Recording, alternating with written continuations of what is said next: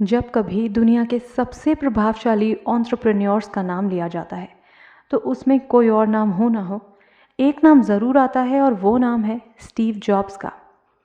Apple company के को founder इस अमेरिकी को दुनिया सिर्फ एक सक्सेसफुल एंटरप्रेन्योर, इन्वेंटर और बिजनेसमैन के रूप में ही नहीं जानती है, बल्कि उन्हें वर्ल्ड के अग्रणी मोटिवेटर्स और स्पीकर्स में भी गिना जाता है।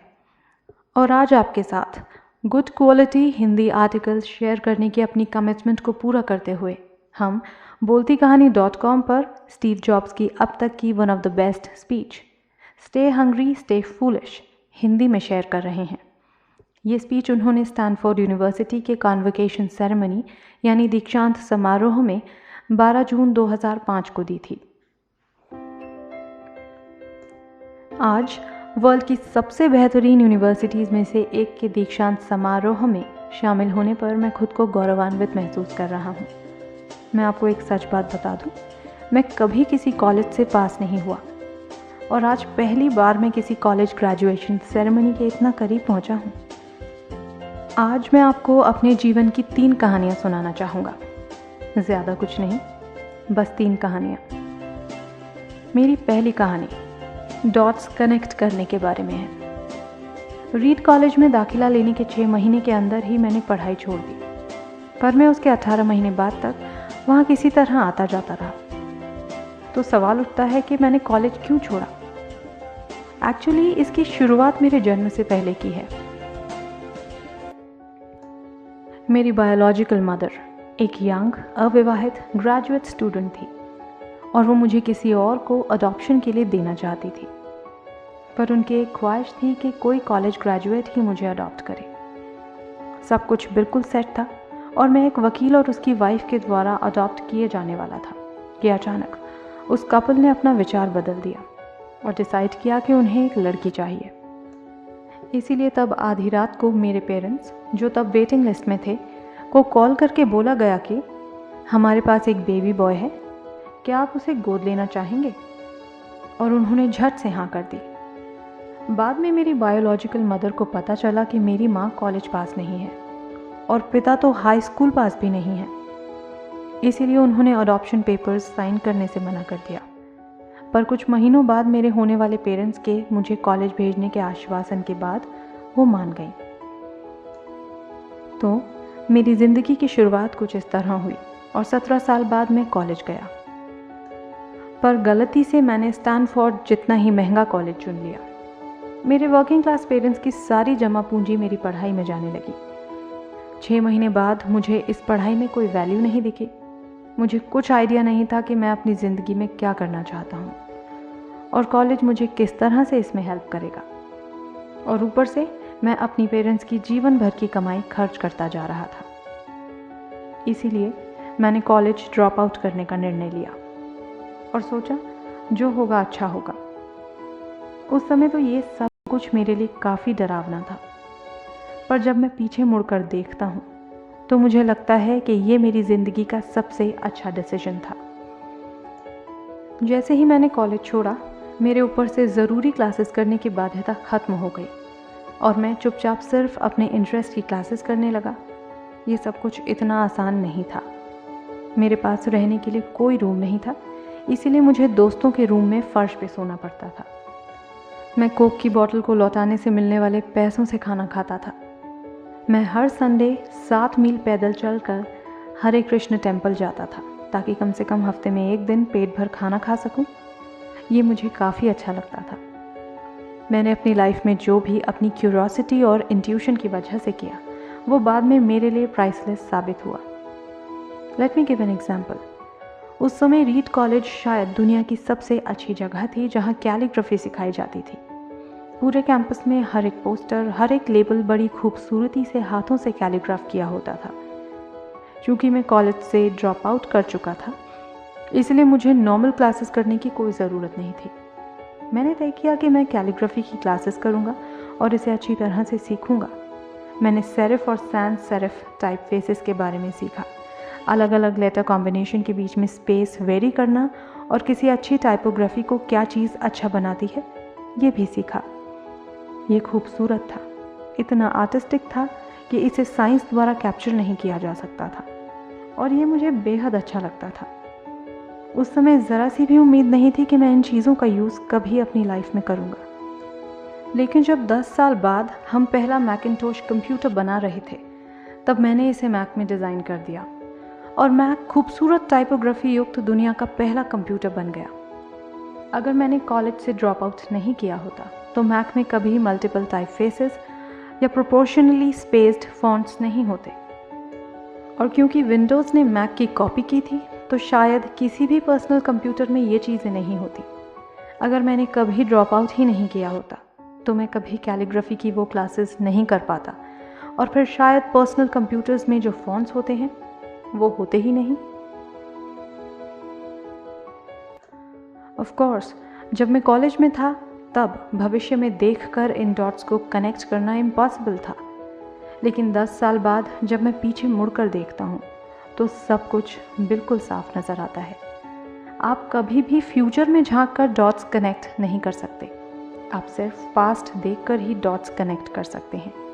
इसीलिए आपको यकीन करना होगा कि अभी जो हो रहा है वो आगे चलकर किसी न किसी तरह आपके फ्यूचर से कनेक्ट हो जाएगा। आपको किसी न किसी चीज़ में विश्वास करना ही होगा, अपने गट्स में, अपनी डेस्टिनी में, अपनी ज़िंदगी या फिर अपने कर्म में। किसी न किसी चीज़ में विश्वास करना ही होगा, क्योंकि इस बात में बिलीव करना कि आगे चलकर डॉट्स कनेक्ट होंगे आपको अपने दिल की आवाज़ सुनने की हिम्मत देगा, तब भी जब आप बिल्कुल अलग रास्ते पर चल रहे होंगे। And that will make the difference. मेरी दूसरी कहानी लव और लॉस के बारे में है। मैं जिस चीज़ को चाहता था वो मुझे जल्दी ही मिल गई। मैंने अपने पेरेंट्स के गराज से एप्पल शुरू की, तब मैं 20 साल का था। हमने बहुत मेहनत की और 10 साल में एप्पल 2 लोगों से बढ़कर $2 बिलियन और 4000 लोगों की कंपनी हो गई। हमने अभी 1 साल पहले ही अपनी फाइनेस्ट क्रिएशन मैकिंटोश रिलीज़ की। मैं 30 का हो गया था और मुझे कंपनी से फायर कर दिया गया। आप अपनी बनाई हुई कंपनी से फायर कैसे हो सकते हैं? वेल, जैसे जैसे कंपनी ग्रो की, हमने एक ऐसे टैलेंटेड आदमी को हायर किया जिसे मैंने सोचा कि वो मेरे साथ कंपनी रन करेगा। पहले 1 साल सब कुछ ठीक ठाक चला, लेकिन फिर कंपनी के फ्यूचर विजन को लेके हम दोनों में मतभेद होने लगे। बात बोर्ड ऑफ डायरेक्टर्स तक पहुंच गई और उन लोगों ने उसका साथ दिया। सो एट 30 मुझे निकाल दिया गया, पब्लिकली निकाल दिया गया। जो मेरी पूरी अडल्ट लाइफ का फोकस था वो अब ख़त्म हो चुका था और ये बिल्कुल ही तबाह करने वाला था। मुझे सचमुच अगले कुछ महीनों तक समझ ही नहीं आया कि मैं क्या करूं। मुझे महसूस हुआ कि ये सब कुछ इतनी आसानी से एक्सेप्ट करके मैंने अपने पहले के जनरेशन के एंटरप्रेन्योर्स को नीचा दिखाया है। मैं डेविड पकार्ड और बॉब नॉइस से मिला, उनसे सब कुछ ऐसे हो जाने पर माफ़ी मांगी। मैं एक बहुत बड़ा पब्लिक फेलियर था। एक बार तो मैंने वैली छोड़कर जाने की भी सोची, पर धीरे धीरे मुझे एहसास हुआ कि मैं जो काम करता हूँ उसके लिए मैं अभी भी पैशनेट हूँ। एप्पल में जो कुछ हुआ उसकी वजह से मेरे पैशन में ज़रा भी कमी नहीं आई है। मुझे रिजेक्ट कर दिया गया है, पर मैं अभी भी अपने काम से प्यार करता हूँ। इसीलिए मैंने फिर से शुरुआत करने की सोची।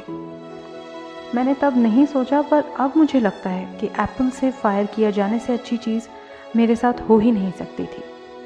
सक्सेसफुल होने का बोझ अब बिगिनर होने के हल्केपन में बदल चुका था। मैं एक बार फिर खुद को बहुत फ्री महसूस कर रहा था। इस स्वच्छंदता की वजह से मैं अपनी लाइफ की सबसे क्रिएटिव पीरियड में जा पाया। अगले 5 सालों में मैंने एक कंपनी नेक्स्ट और दूसरी कंपनी पिक्सर स्टार्ट की, और इसी दौरान मेरी मुलाकात एक बहुत ही अमेजिंग लेडी से हुई जो आगे चलकर मेरी वाइफ बनी। पिक्सर ने दुनिया की पहली computer animated movie toy story बनाई और इस वक्त ये दुनिया का सबसे सफल एनिमेशन स्टूडियो है। एप्पल ने एक अप्रत्याशित कदम उठाते हुए नेक्स्ट को खरीद लिया और मैं एप्पल में वापस चला गया। आज एप्पल नेक्स्ट द्वारा डेवलप की गई टेक्नोलॉजी यूज़ करती है। अब लॉरेन और मेरा एक सुंदर सा परिवार है।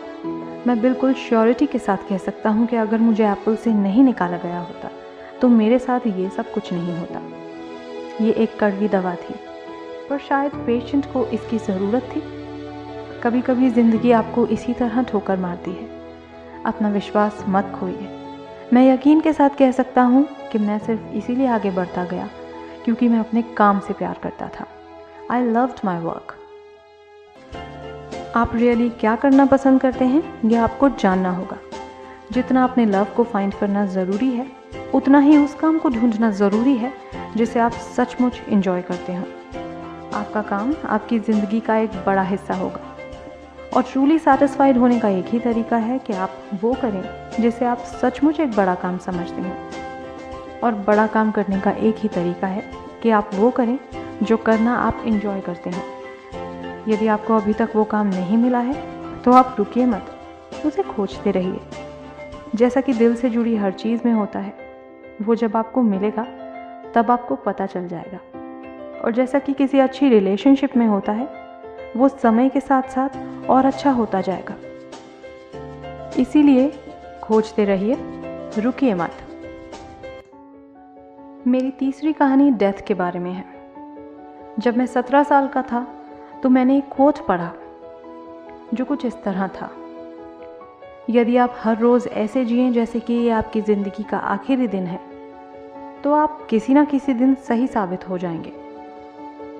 इसने मेरे दिमाग पर एक इम्प्रेशन बना दी और तब से पिछले 33 सालों से मैंने हर सुबह उठकर शीशे में देखा है और खुद से एक सवाल किया है, अगर ये मेरी ज़िंदगी का आखिरी दिन होता तो क्या मैं आज वो करता जो मैं करने वाला हूँ? और जब भी लगातार कई दिनों तक जवाब नहीं होता है, मैं समझ जाता हूँ कि कुछ बदलने की ज़रूरत है। इस बात को याद रखना कि मैं बहुत जल्द मर जाऊँगा मुझे अपनी लाइफ के बड़े डिसीजंस लेने में सबसे ज़्यादा मददगार होता है। क्योंकि जब एक बार डेथ के बारे में सोचता हूँ, तब सारी एक्सपेक्टेशंस, सारा प्राइड, फेल होने का डर, सब कुछ गायब हो जाता है और सिर्फ वही बचता है जो वाकई ज़रूरी है। इस बात को याद करना कि एक दिन मरना है किसी चीज़ को खोने के डर को दूर करने का सबसे अच्छा तरीका है। आप पहले से ही नंगे हैं, ऐसा कोई रीज़न नहीं है कि आप अपने दिल की ना सुने। करीब 1 साल पहले पता चला कि मुझे कैंसर है। सुबह 7:30 बजे मेरा स्कैन हुआ जिसमें साफ साफ दिख रहा था कि मेरे पैनक्रियाज में ट्यूमर है। मुझे तो पता भी नहीं था कि पैनक्रियाज क्या होता है। डॉक्टर ने लगभग यकीन के साथ बताया कि मुझे एक ऐसा कैंसर है जिसका इलाज संभव नहीं है और अब मैं बस 3 से 6 महीने का मेहमान हूँ। डॉक्टर ने सलाह दी कि मैं घर जाऊँ और अपनी सारी चीज़ें व्यवस्थित कर लूँ, जिसका इनडायरेक्ट मतलब होता है आप मरने की तैयारी कर लीजिए। इसका मतलब कि आप कोशिश करिए कि आप अपने बच्चों से जो बातें अगले 10 साल में करते वो अगले कुछ ही महीनों में कर लीजिए। इसका ये मतलब होता है कि आप सब कुछ सुव्यवस्थित कर लीजिए कि आपके बाद आपकी फैमिली को कम से कम परेशानी हो। इसका ये मतलब होता है कि आप सबको गुड बाय कर दीजिए।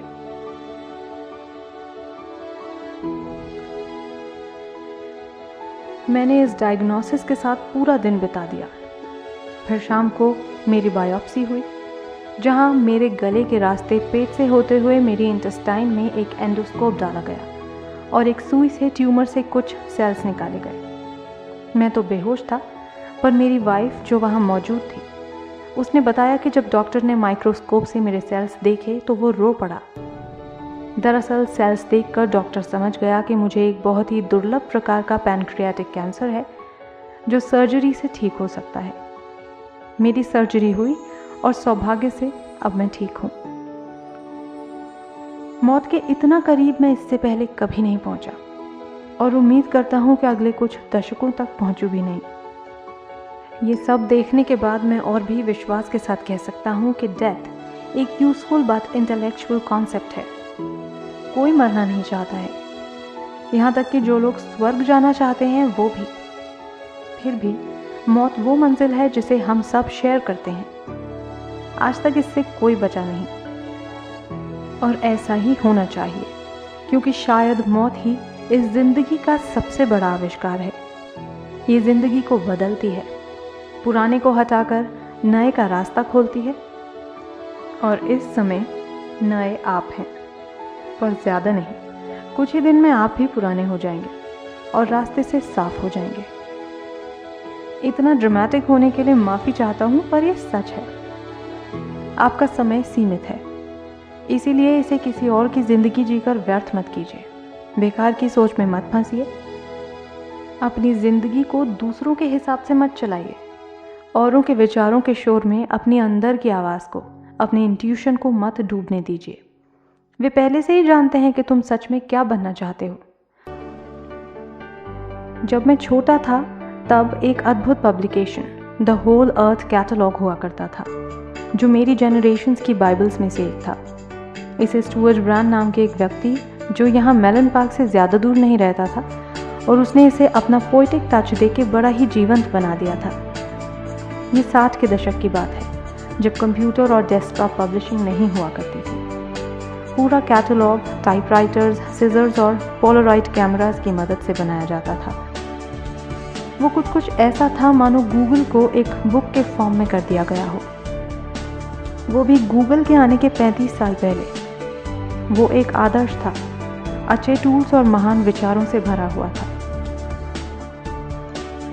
स्टुअर्ट और उनकी टीम ने द होल अर्थ कैटलॉग के कई इश्यूज निकाले और अंत में एक फाइनल इश्यू निकाला। ये 70 के दशक का मध्य था और तब मैं आपके जितना था।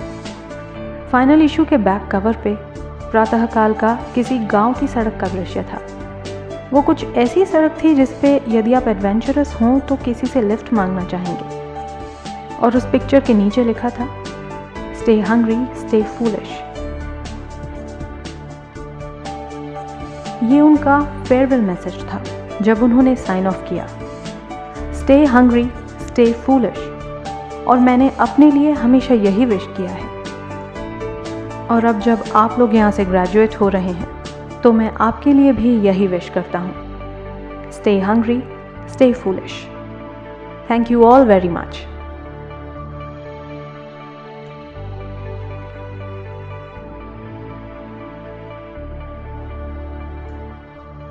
The great Steve Jobs died on 5th October 2011 after a years-long battle with pancreatic cancer.